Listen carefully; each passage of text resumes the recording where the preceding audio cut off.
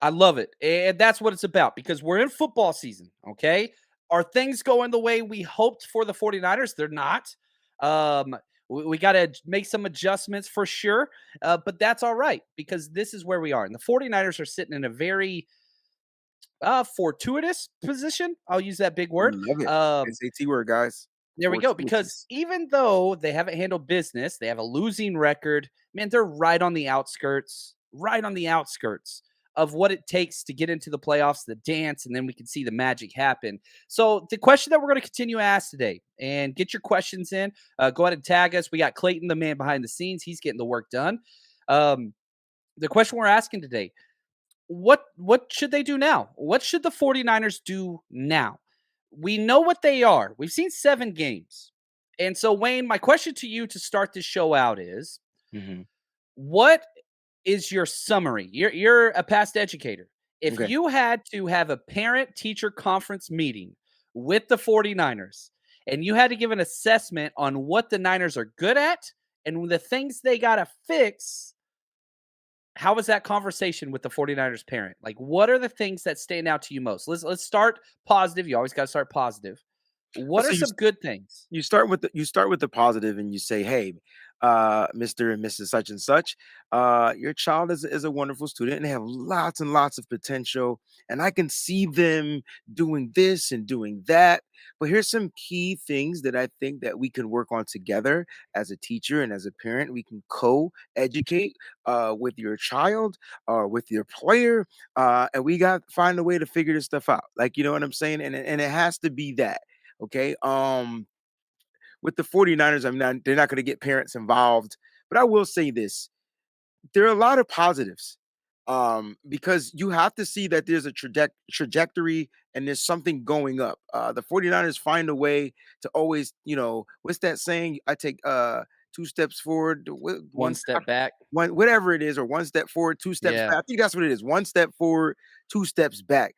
And that seems to what the 49ers are doing. So if you want to look at some positives, listen, the potential is there, right? Positive number one, talent. Talent is there. Talent is there. Does the talent always show up when it's supposed to? Nope. And we got to figure out, not us, but the coaches, their job is to figure out how to unlock and unleash the talent, right? They have the talent. The talent isn't Yeah. the issue. They have guys that can rush for 1,000 yards, pass catchers that can catch for 1,000 yards, a quarterback that can throw for 3,000 plus yards. They have an offensive line that can potentially block if things work right. I think the main issue is Kyle has to simplify something. John, you're a teacher, you're an educator, bro. If your students ain't getting the junk, you might want to change up the teaching method. It just till they get it. I always was taught go down to their level and bring them up to your level. I think that's because I've worked in the inner city all my life. Yep. I think that's what it is. I go get them where they are, I go reach them, I find out, I connect with them, and then I find small ways to bring each individual up because the talent is there, the potential is there. It's Yeah. it's not easy making diamonds, but if you got a good diamond maker and a lot of pressure, you could turn them coals into diamonds, bro. I And promise that's you. exactly what we saw last year, right? 3 Right. and 5. It was rough. There was lots of turmoil, losing to bad teams. And sure enough, you go into this same week, the Rams come to town, or actually, you go to the Rams town. It's a turnaround week. Philip, I want to say thank you for the gift, but he says, trying to stay positive, but it ain't easy. It's not easy. And there's bad things. So, one thing that I think everybody can agree on, you have the pieces. Mhm. There are pieces Mhm. that are there. You've got almost everything. And even I would say the biggest pieces that you're missing, center play, right tackle play, things like that. Guess what? Jake Brindle had the best game of his entire career against the Chiefs. Best game. Right tackle. Yeah, Mike McGlinchey's been awful. You got Daniel Brunskill right there. You've got Jalen Moore. You've got Colton McKivitz. You've got pieces that you can put into place to try to shore that up. And so, yeah, you're right. The pieces are there. The pieces are there. So again, back to this analogy of talking parent teacher conference. Look, you've got all the answers. You got all the answers. All right. Now I want to turn it back to you, Wayne. You've got all the answers, Mhm. but Uh-huh. but What's the big but that you gotta be honest with the parent. You gotta let them know little Johnny's being a turkey in class. But but I love the analogy, John, but I don't see how usually this analogy works. I don't think the analogy is the students. Mm, Okay, it's the so parenting. ah, no, no, it's the No. teaching. Big Oh, difference. See, teachers don't like to be held accountable and they don't hold themselves accountable because they think they're always right. I'm telling you right now, bro. If Kyle Shanahan and John Lynch sat down and have a conversation, and they held up some mirrors, right? They said, "Look, we're going to do a reflection test. We're going to look at ourselves in the mirror. And we're going to look at see what's changed." Without doing anything, Kyle Shanahan's going to look at himself and say, "Dang, I'm old. I look old. I look like an old dog that's aged like really fast." That right there is letting me know I need to do something different. Some guys might be out of shape when they look in the mirror. And so mm, you notice these changes, but it always starts with the reflection. I see somebody in the chat say we need a bye week. We do need a bye week because we need to regroup.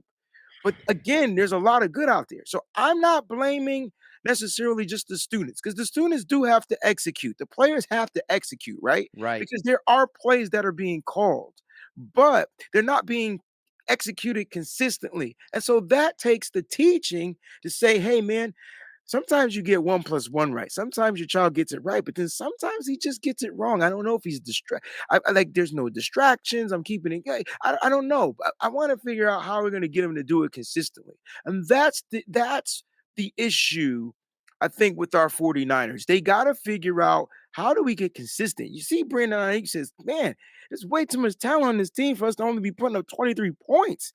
You would have thunk that the 49ers, and I know that's not a word, but you would have thunk that they put up at least 30 plus points because they were playing like they were going to score every single Yeah. time.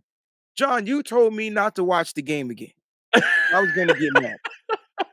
I didn't want you getting upset before we went live. And then you hit me Um, with a live question and tell me how we going to turn around and be good after you I did. just finished watching this game. You Man, did. what an assignment, bro. Make things right. And that's a good and that right there is now what I want to talk about, right? Because I watched the game. I got upset. I got angry. And I'm gonna keep it a buck with you. I didn't watch the game yesterday.